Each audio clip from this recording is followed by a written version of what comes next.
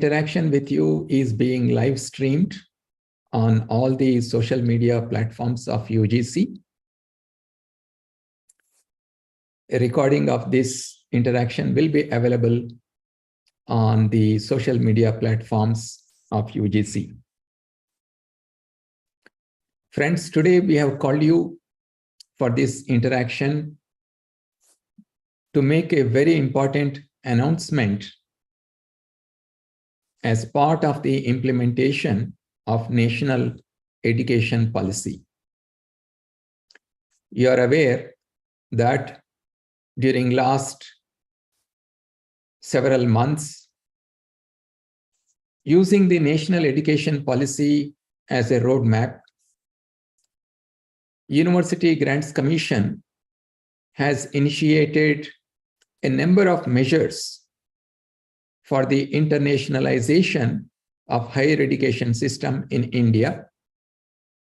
UGC has announced several guidelines on internationalization of higher education, such as setting up of International Affairs Office, Alumni Connect Cell in our universities, and also to foster better academic collaboration and provide greater access to high-quality international education to our Indian students. UGC also announced an important Gazette notification on 2nd May 2022 to provide an opportunity for the students to have access to joint degrees, dual degrees, and twinning programs.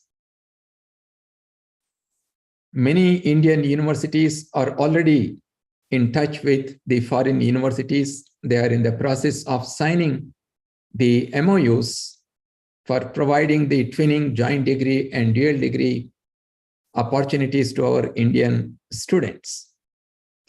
Going a step ahead, as envisaged in the national education policy, now UGC is coming up with a new regulation to allow foreign higher educational institutions to set up and operate their campuses in India. Friends, I will discuss few important aspects of these new regulations, which will provide greater access to our Indian students to high-quality international education right at home, right in our own country. You know that the National Education Policy 2020, it envisioned that top universities in the world will be facilitated to operate their campuses in India. And NEP 2020 also says a legislative framework facilitating such entry will be put in place, and such universities will be given special dispensation regarding regulatory, governance, and content norms on par with other autonomous institutions of India. And that's the reason why UGC has worked during last few months to prepare a draft regulation to realize this goal. We believe that once this regulation becomes operational, it will provide an international dimension to our higher education in India. It will enable Indian students to obtain foreign qualifications at an affordable cost, and also make India an attractive global study destination, because these foreign campuses can not only admit Indian students, but they can also admit international students in their campuses established in India under these regulations. So therefore, under the powers conferred by the University Grants Commission Act 1956, we will be announcing these new regulations we will first put the draft regulations on UGC website today after this media interaction is over. And we will give certain time period for the stakeholders to give their feedback. We will examine that feedback and incorporate in the draft regulations and announce these regulations before the end of this month. Friends, let me give you few important details related to these regulations. First of all, we allow the foreign higher educational institutions of two categories to set up their campuses here. And both these categories of institutions are called foreign higher educational institutions. But however, there are institutions which participate in the global rankings, and we are calling them foreign universities. And there are also institutions which may not participate in the global rankings, but they are very reputed institutions, such as the institutions under Max Planck Society. Max Planck Society has about 84 institutions, and they offer PhD programs, but you will not find them in the top global rankings because they do not participate in these rankings. So both highly reputed foreign institutions which may not participate in the global university rankings and those who participate in the global rankings, both of them will be considered under the foreign higher educational institution category. Now, which are the higher educational institutions from foreign countries that will be permitted to set up campuses in India? We have specified certain eligibility criteria for this. First of all, no foreign higher educational institution can set up campuses in India without the approval of UGC under these regulations. And those which will set up their campuses in India, they should fulfill a couple of conditions. For example, if it is a foreign university which participates in global rankings, then it should have secured a position within the top 500 global rankings, either overall ranking or subject-wise global ranking. It is quite possible that some of the universities, the overall ranking may be between 500 and 1,000, but subject-wise, their ranking could be pretty high in certain disciplines. So those institutions will be permitted to set up their campuses in those disciplines. And similarly, those institutions which do not participate in global rankings, they will also be considered, as I mentioned initially. However, they have to be highly reputed institutions in their respective countries, and they will also be considered to set up campuses in India. Now, what is the procedure through which these foreign higher educational institutions can come to India? There is an online application process. The interested institutions have to apply on the UGC portal with a non-refundable processing fee. And then they have to submit certain documents which are which the details of which will be posted on the online application portal. And then once the applications are received, a committee formed by the commission will examine these applications, and they will look at the credibility of the educational institution, the programs to be offered, their potential to strengthen the educational opportunities in India, and the proposed academic infrastructure. And based on all these factors, the Standing Committee of UGC will provide its recommendations within about 45 days from the date of application. And these recommendations will be examined by the commission. And the commission may decide to give grant in principle approval and issue a letter of intent to the foreign higher educational institution to set up their campus. And the commission will give about 2 years for the foreign higher educational institution to set up the campus. If an extension is required on a case by case, the commission may decide to give further extension also if they require additional time to set up the campus. And once the campus is set up, the foreign higher educational institution will inform the commission about its intent to start the academic operations, and the committee of the UGC will examine the readiness of the campus and give its recommendation to start the operations. And this process also will be done within 45 days of receiving the letter from the foreign higher educational institution about its intent to start the academic programs, because it has built the required infrastructure to start the programs. And this initial approval by UGC will be given for 10 years, which is renewable.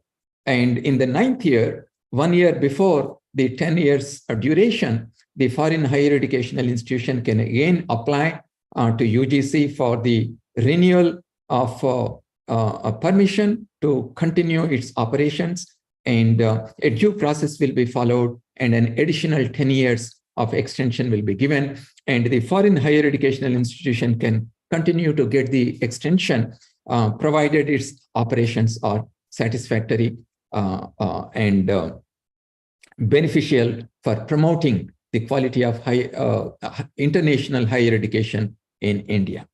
Now, the next question that comes in our mind is, what is going to be the admission process, and what would be the fee structure in these campuses established by the foreign higher educational institutions?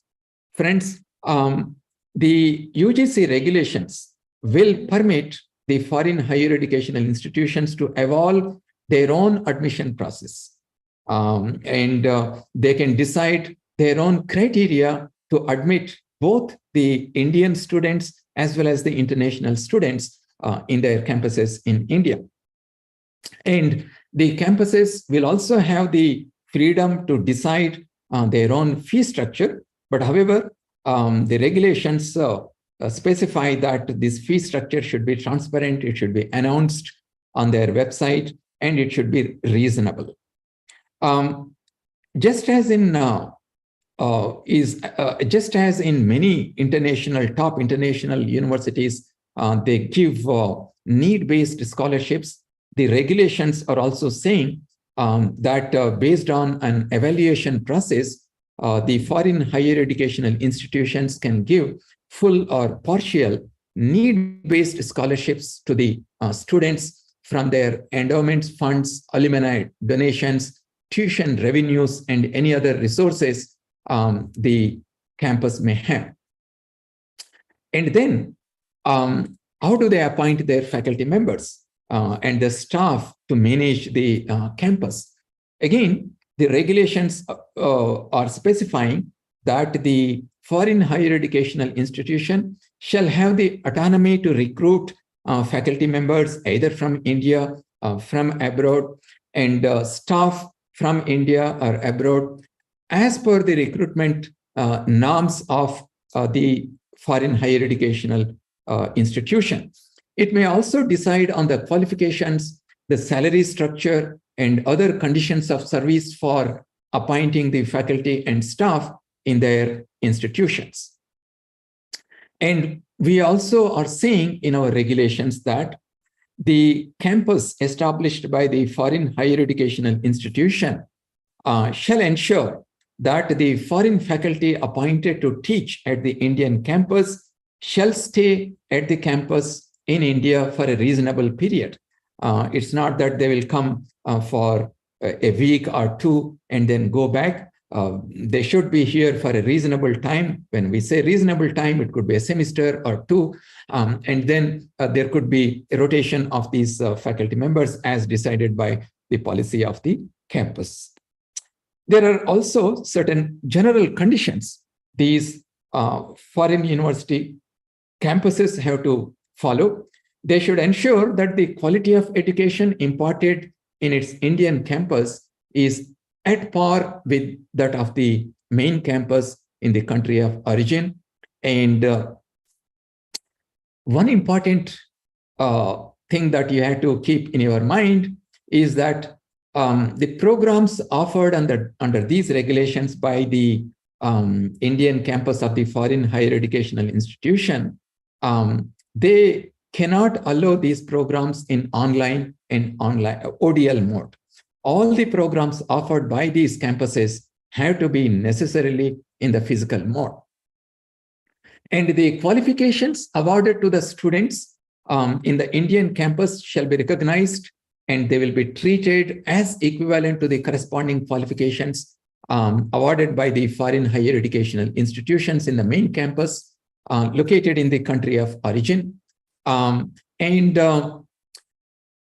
The campus shall have adequate financial and other resources for establishing and carrying out their operations. The foreign higher educational institutions should arrange for adequate physical infrastructure in terms of the built-up space for their academic programs. There are also few clauses which are introduced in these regulations. The foreign higher educational institutions, they shall not offer any such programs of study which jeopardizes the national interests of India or the standards of higher education. We are quite conscious of the quality of the education that should be offered in these campuses. So therefore, it is very, very important that the quality of the education imparted in these campuses is maintained at the highest standards. There are a couple of things that these foreign campuses also should do. It should also undergo a quality assurance audit by recognized institutions, either in India or abroad, and submit this report to the commission at the time of an extension, at the end of 10 years when they come for the extension. And these campuses also have to maintain their annual report and the accounts as per the rules and laws of India. I would like to inform you here a couple of very important aspects of these regulations. The foreign educational institution has to submit an annual report to the commission, giving the details of the programs offered, the number of students admitted and passed out, and the qualifications awarded, and similar details. The annual report should be made available on the website of the foreign higher educational institution for the general public also to read and understand what kind of academic programs are offered. Friends, here I would like to mention one very important aspect of these regulations. The cross-border movement of funds and maintenance of foreign accounts and mode of payments, remittance, repatriation, and sale of proceeds, if any, shall be as per the Foreign Exchange Management Act, FEMA 1999, and its rules.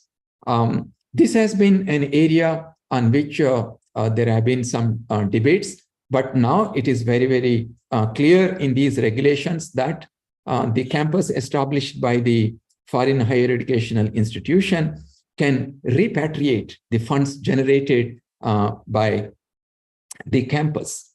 And the audit report also should be submitted annually to the commission, certifying that the operations of the foreign higher educational institution in India are in compliance with the FEMA 1999 rules, regulations thereunder, and any other applicable act, laws, rules, regulations, guidelines, and relevant state laws, rules, regulations, and policies. This is an important aspect of the regulations. Let me also tell you the routes through which they can establish their campuses in India. It has to be in compliance with the FEMA 1999, meaning that they can establish a campus in India under the Companies Act they can establish a company, and through that company, they can operate their campus here in India. Or they can also operate through the Limited Liabilities Partnership Act, or they can have a joint venture with any existing Indian entity to establish their campus in India, or they can also set up a branch office. And under branch office, they can do many things, but as per the FEMA guidelines, but these educational institutions will focus on education through a branch office set up by them in India. I'm just giving these four routes only as an example, but there are many other routes through which they can establish a campus in India, as long as they are within the FEMA 1999 rules and regulations.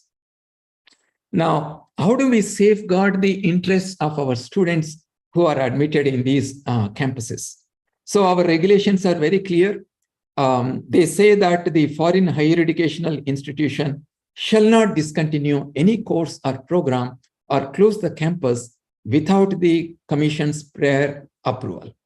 In the case of a course or program disruption or discontinuation, the parent entity which has established the campus in India, it shall be responsible for providing an alternative to the affected students.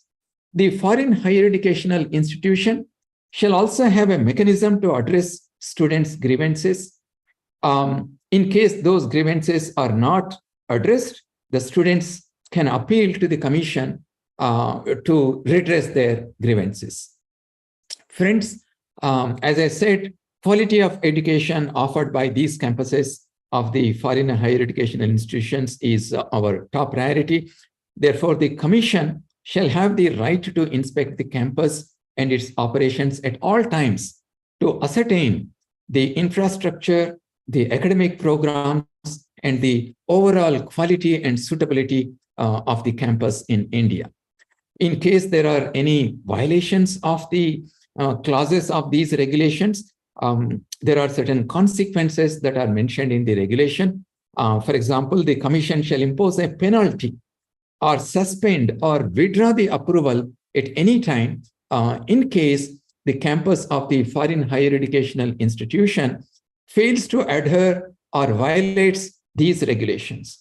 And the activities and the academic programs of the campus should not be against the interest of India. If it is against the interest of India, then it becomes a violation and UGC will take the appropriate action. In case it has failed to abide by the undertakings given at the time of application, or it engages in operations other than those permitted under these regulations, or in case of any adverse finding, misappropriation, or suppression of facts, in those cases, there are going to be appropriate actions taken by the Commission. Friends, these are the brief information brief points that I wanted to inform to all of you. And we will take up some questions and answers from you. Those who would like to raise some questions or give some feedback, you are most welcome to raise your hand. I'm also receiving the questions through my office. If you wish to send through WhatsApp message to Diksha, you can send it and we will try to address your queries. Friends, we are very happy that these regulations are going to be put in the public domain immediately after this interaction. And before the end of this month, the final regulations will be announced. And meanwhile, once we make these regulations, draft regulations public for their feedback, we will also be contacting the ambassadors of different countries located in New Delhi. And we will also be writing to the Indian ambassadors in various countries across the globe, send a copy of the draft to them for their feedback. And we will also be writing to some of the top universities across the globe with a copy of these draft guidelines to get their feedback so that the final regulations can be prepared and announced before the end of this month. Thank you very much for your patient hearing. And now let us take your questions. So I will take the questions if I see the name, your name on the screen, because in some cases, I only see the phone name. iPhone has raised the hand, but I don't know the name. Can you please change your screen name? Let me go to Manesh Pratim. He would like to ask a question. Good morning, sir. Good morning, Manesh. Sir, I have two questions. Since these universities will be ruled by the Indian laws, will they also have reservation policies for Indian students? And the second thing is, those universities which are not in the world rankings, how will we determine the credibility of the universities? Is there a chance of any kind of any other universities trying to get in? Right. Your first question, as I mentioned in the beginning, that the admission policy will be decided by the foreign higher educational institution. UGC has no role in deciding the admission policy. And the second question, you said, how are you going to decide on the quality of the institutions which are not part of the global rankings? So there are various parameters. For example, if you look at the various institutes under Max Planck Society in Germany, they are highly reputed. And how does this reputation come? They are research institutes which offer PhD programs, and their contribution in terms of the research publications in top journals, that could be one. The citations of that institutions, and the alumni that the institution has produced and what they are doing. So there are various factors that can be used by the standing committee of UGC to determine the credibility and the reputation of the university. Right. Let me go to Nancy Jaiswal. Could you please unmute? Good morning, sir. Hello. Good morning. Nancy, please go ahead. Sir, I wanted to know the fee structure of these universities. Will the government be providing any subsidy to, lower the cost so that students from all types of backgrounds can take admission? Right. So that is why I have mentioned here that the universities, based on an evaluation process, they can provide need-based partial or full scholarships to the students from their own endowment funds or alumni donations or tuition revenues. And this is an international practice. In top international practice universities, students who come from a weaker financial background, they are provided with scholarships based on an evaluation. Thank you, sir. Right. Thank you. There is a question from Joe Jacobin. Are you there? Right. Joe Jacobin, could you please, Jacob, could you please unmute? Yes. Go ahead. Yes, sir. I have two questions. One is reservation. So, is there any students? Because you already mentioned that the international students also admitted to this particular university. So, is there any particular reservation for the Indian students? And the second one is the international institutions can set up campuses with the help of Indian institution, like any private institution now working with India, whether they can start the campuses here in collaboration with them. Right, right. Jacob, to your first question, the campus established by the foreign higher educational institution is not an Indian government funded institution. So therefore, our regulations are very clear that the admission policy, the admission process, and the fee structure will be decided by the foreign higher educational institution. So UGC doesn't come into picture there. And two, as I mentioned, they can actually start their operations through the route of joint venture with any existing Indian entity, meaning that they can collaborate with an Indian educational institution and set up their campus here. Now, let me go to Anubhuti from Economic Times. Anubhuti, could you please unmute? Good morning, sir. So my question is regarding, again, the entry barriers for the foreign university. You mentioned a lot of criteria, but there's no clarity on whether they will be required to set up a certain corpus. What is the amount you're going to specify? And will this entire corpus have to be retained in India, or will you also allow repatriation from this? Two, you have brought in two other clauses. One is inspection and also renewal after 9 years. How will a foreign entity be assured of continuation and a sense of, continuation, even if there are policy changes, if there is a change in political dispensation? Why would a foreign entity come if you bring in such a system in place? The first question, Anubhuti, is our regulations do not talk anything about the corpus fund to be established by the foreign campus.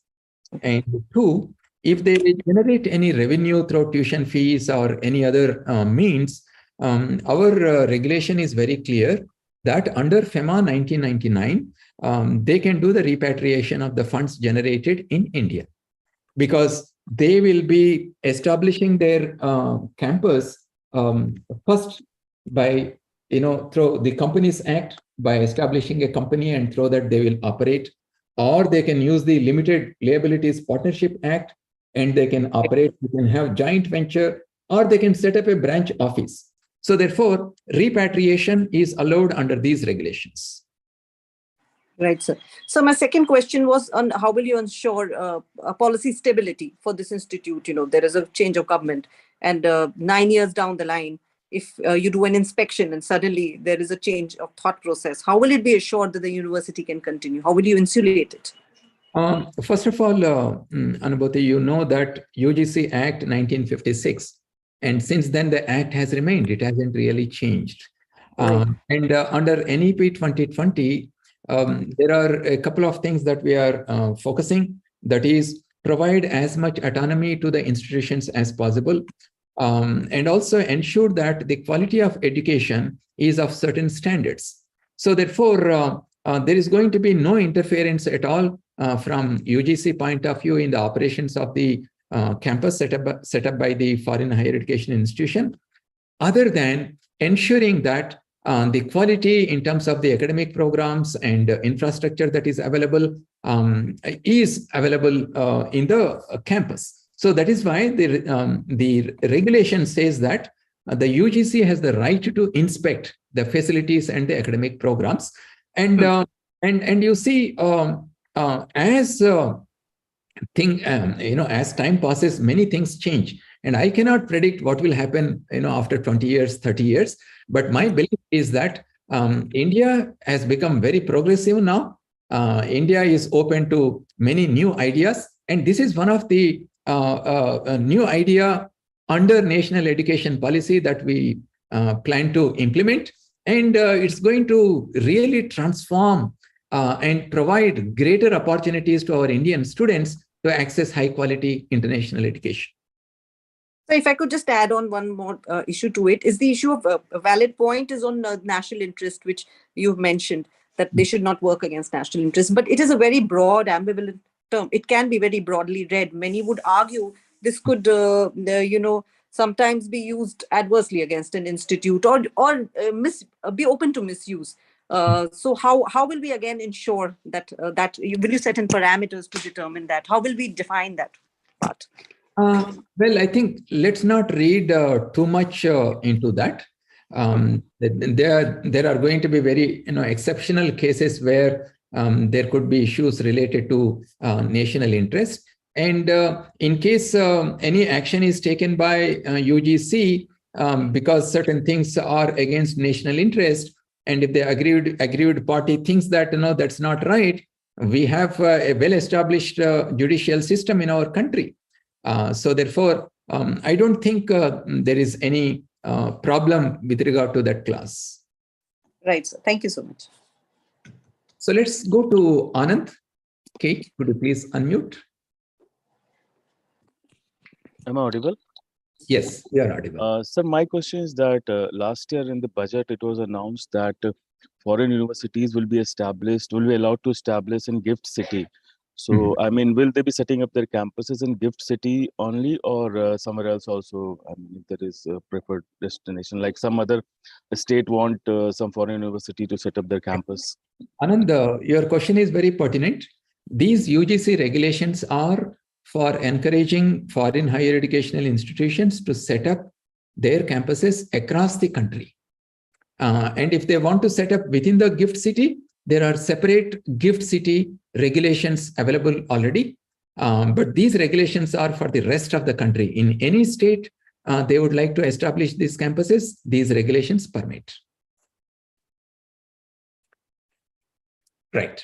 So let's go to Saurav Rai from Indian Express. Hi, sir. Hi, go ahead. I think you have partly addressed my query. So I was going to ask whether, will these regulations override the gift city regulations? I don't think that is going to happen. No. These are exclusive regulations.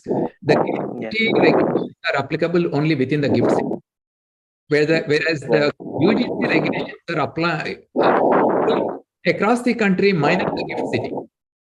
Right. So I have one more question. So while drafting these regulations, so did you also carry out any market research to gauge the demand? Do you have popular demand from these reputed universities globally to set up campuses in India? There are two factors, in fact, three factors, which are responsible behind regulations. One, the national education policy itself says that to encourage foreign higher educational institutions to set up their campuses in India to internationalize our education. Point one.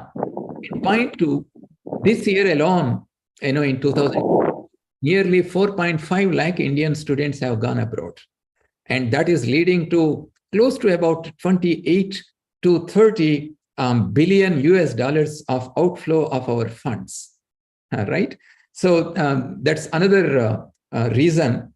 And the third reason is that how do we help our students? There could be many more students who would like to have access beyond these 4 lakh students, but they do not have the same financial means to go abroad because when you go abroad, there are two kinds of expenses that you will experience. One is the living cost. The other one is the tuition fee. So if you are studying in India, at least the living costs are minimized to you. So therefore, it will become affordable. And we have close to about 40 million students in our higher education system. Even if a small percentage of them can have access to this international higher education, I'm sure it's going to change the opportunities for them in their life. Right. Thank you. So let me go to Sujata Raghunath from The Hindu.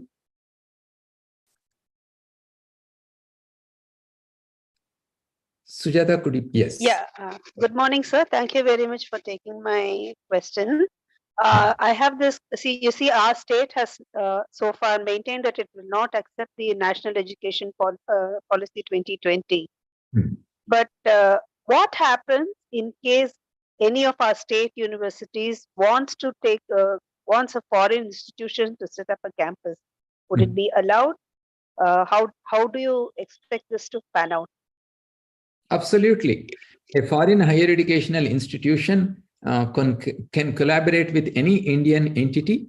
We don't distinguish between a state university and a central university, and they can establish their campus in collaboration with them. NEP will not come in the way of this? NEP is for everybody, for all students of this country. But the state has maintained that it will have its own separate state education policy, which will not be in compliance with the NEP, although we still don't have it. We are expected to have it probably in April, May.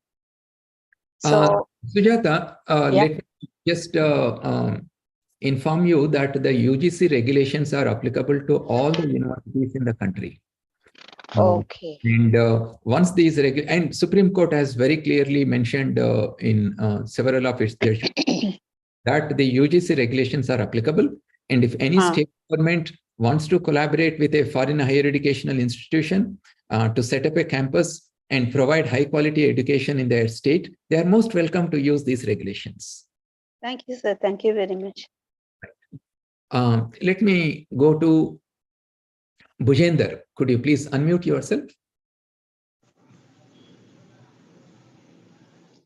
Sir, good morning, sir. Good morning.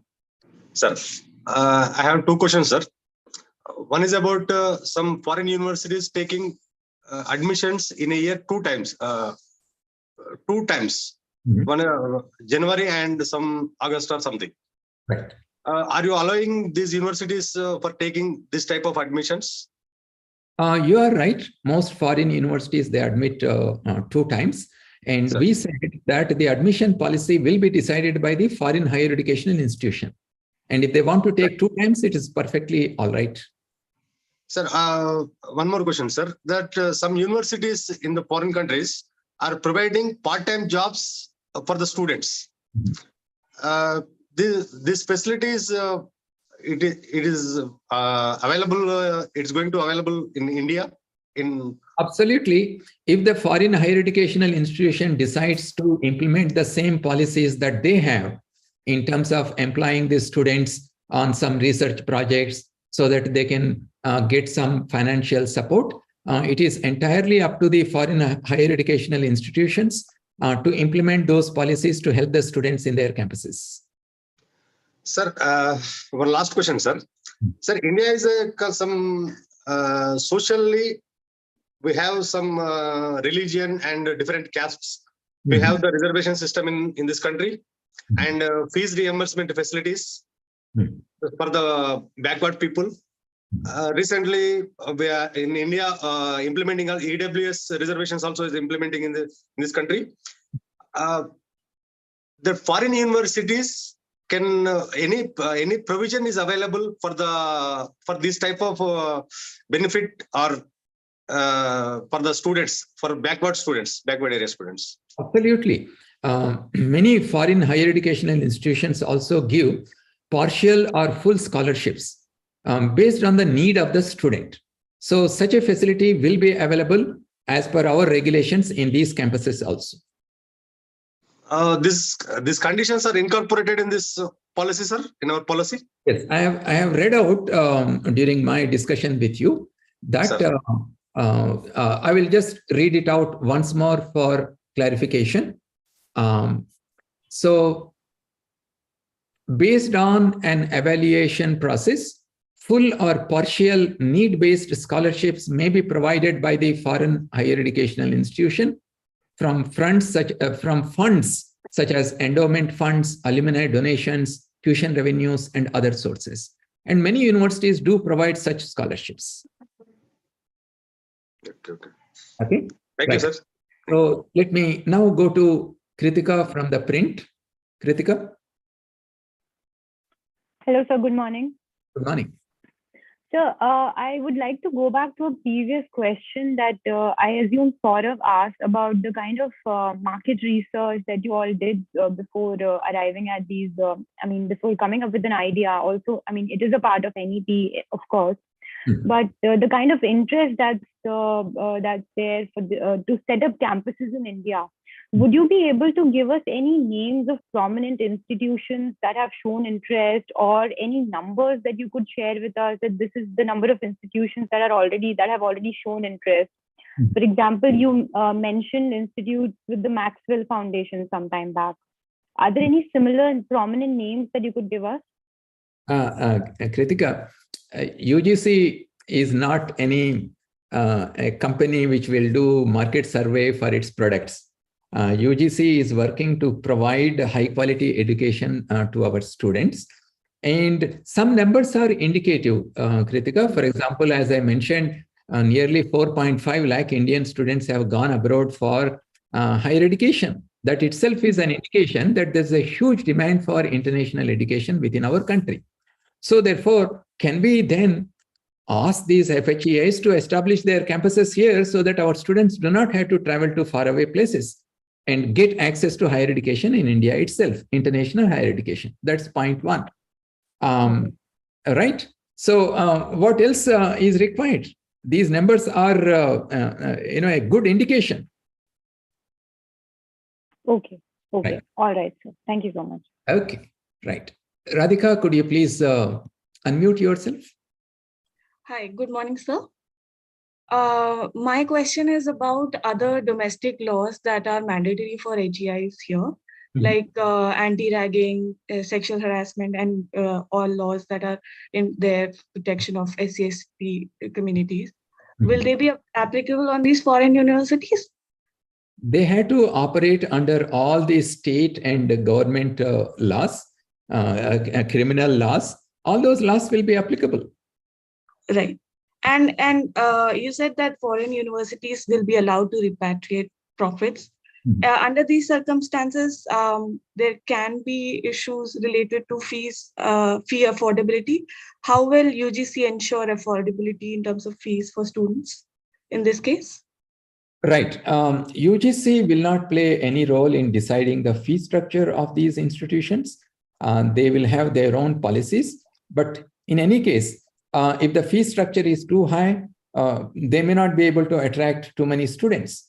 For example, if they are charging the same amount as they are charging in their parent institution, if you are a student, which one will you choose? Would you like to go to the main campus, or would you like to stay in a campus in India? So therefore, they will have to ultimately decide depending on how many students they can attract to their campuses. And therefore, they had to reasonably put the tuition fee so that they are able to attract good students to their campuses. And it's entirely up to them what tuition fee they will charge. All right. Thank you, sir. Okay. So let's go to Astha from Education Times. Right. Good morning, sir. Sir, actually, my question is with regard to the kind of programs. So the idea here is that these foreign universities, they have specific programs that are extremely popular, specifically within the Indian community. So while the draft regulations are pointing out that anything that does not act in the favor of our country should not be taught. But is there any regulation that is pointing to the kind of programs that they will be bringing in to the what it will be ascertained as per the popularity, or will it be completely left to the foreign higher educational institute, or is there any involvement of UGC at all in this particular concept? Let me also answer the question from the previous colleague. Are there any countries or universities which have shown interest? And then I will answer your question. We already have a few countries from Europe which have shown very keen interest to establish a campus in India. And all the foreign delegations which come to UGC, when we explain them about this upcoming regulation, they have shown very keen interest to look at this possibility. That is one. And two, about the kind of programs that you mentioned. So obviously, if they don't offer programs in areas of interest to our students, then obviously they will not be able to attract students into their programs.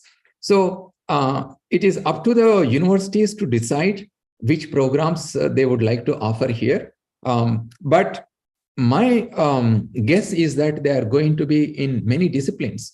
It could be fashion design, for example, in urban design, for example, not necessarily only in computer science and engineering, which is the most popular subject in all our engineering colleges. So I expect to see very, very diverse disciplines coming through these campuses into India.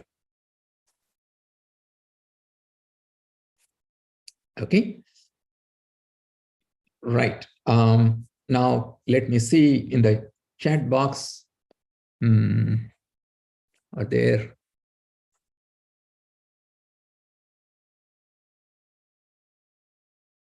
So there is a question about what is the reasonable time. We are saying that the foreign faculty who come to India, they have to spend a reasonable amount of time on Indian campus.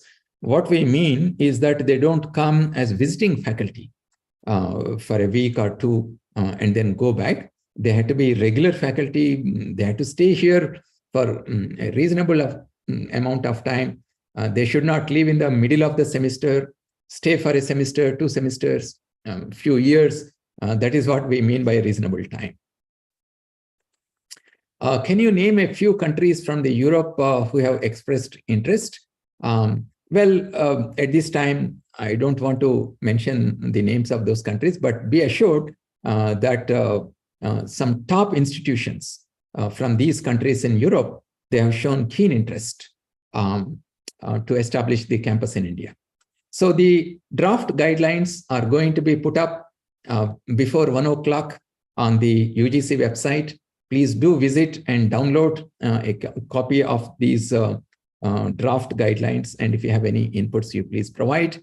And thank you very much for your questions. And thank you very much for joining in this media interaction. As always, it's a pleasure to interact with you and talk to you. Namaste.